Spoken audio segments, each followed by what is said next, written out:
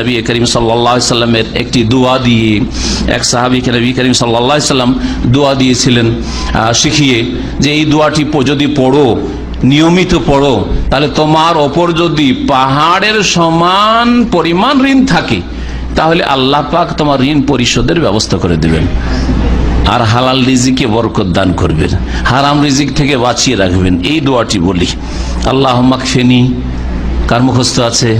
বেহালালিকা আন হারামিকা ওয়াগনিনি বিফদলিকা আম্মান সিওয়াক। এক বচন দিয়ে নবী সাল্লাল্লাহু আলাইহি ওয়াসাল্লাম হাদিসে রয়েছে, কেউ যদি বহু বচন দিয়ে বলেন তাহলে, যেমন এখানে যখন দোয়াগুলি হয় কোনতে, তখন বহু বচন করে দেওয়া হয় সেটাকে, যেহেতু মুসল্লির সাথে আল্লাহুম্মা কফিনা বিহালালিকা আন হারামিকা ওয়াগনিনা বিফদলিকা আম্মান সিওয়াক। তরজমাটা বলে দিই, আল্লাহুম্মা কফিনি বিহালালিক, আল্লাহ তোমার হালাল আমার জন্য যথেষ্ট করো, হালাল রুজি আমার জন্য কি করো? যথেষ্ট করো, যথেষ্ট দান করো। আন হারামেকা, এবং হারাম থেকে বাঁচিয়ে রাখো, হালাল দিয়ে যথেষ্ট করে দাও আর হারাম রুজি থেকে বাঁচিয়ে রাখো। ওয়া আগনিনি বিফাদলিকা, আর তোমার অনুগ্রহে আমাকে অভাব মুক্ত করে দাও, সচ্ছল করে দাও। আম্মান সিওয়াকা, অমুখাপেক্ষী করে দাও।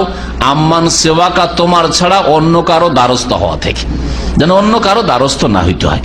আল্লাহুম্মা কফিনা বিহালালিকা আন হারামিকা ওয়া আগনিনা বিফাদলিকা আম্মান সিওয়াকা। আল্লাহ রাব্বুল আলামিন যেন আমাদের রিজিকে বরকত দান করেন, হালাল রিজিক দান করেন, হালাল রিজিকে বরকত দান করেন, হারাম থেকে বেঁচে থাকার তৌফিক দান করেন, হারাম উৎস থেকে, হারাম উপায় থেকে, উপার্জন থেকে আল্লাহ পাক যেন বেঁচে থাকার তৌফিক দান করেন।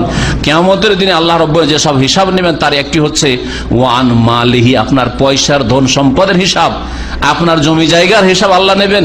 মিন আইনা ইকতাসাবাহু ওয়া ফিমা আনফাকাহু, কোথা থেকে উপার্জিত হয়েছিল আপনার ধন সম্পদ, টাকা কড়ি আর জমি জায়গা বাড়ি গাড়ি, আর অফিমা আনফাকা, কোথায় খরচ করেছিলেন। তাহলে টাকা কোথা থেকে এসছে এটাও হিসাব দিতে হবে, আর টাকা কোথায় খরচ হয়েছে তারও হিসাব দিতে হবে। আল্লাহ পাক যেন এসব সম্পর্কে চিন্তাশীল হওয়ার তৌফিক দান করেন, আল্লাহ তাকওয়া অর্জন করার যেন তৌফিক দান করেন।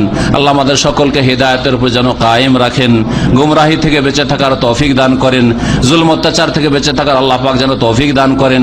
আমাদের ঈমানে আল্লাহ পাক রব্বুল আলামিন যেন স্পিড দান করেন। আল্লাহ রব্বুল আলামিন আমাদেরকে যেন সিরাতে মুস্তাকিমের উপর কায়েম রাখেন। আল্লাহ পাক আমাদের জান্নাতুল ফিরদৌস যেন দান করেন।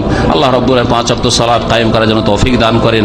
আল্লাহ পাক রব্বুল আলামিন যেন আমাদের রিজিকে বরকত দান করেন, শরীর স্বাস্থ্যে আল্লাহ পাক বরকত দান করেন, ছেলে মেয়েতে আল্লাহ পাক যেন বরকত দান করেন। আল্লাহ পাক আমাদের নিয়ামতকে যেন স্থায়িত্ব দান করেন। সুবহান রাব্বিকা রাব্বিল ইজ্জাতি আম্মা ইয়াসিফুন ওয়া সালামুন আলাল মুরসালিন ওয়া আলহামদুলিল্লাহি রাব্বিল আলামিন।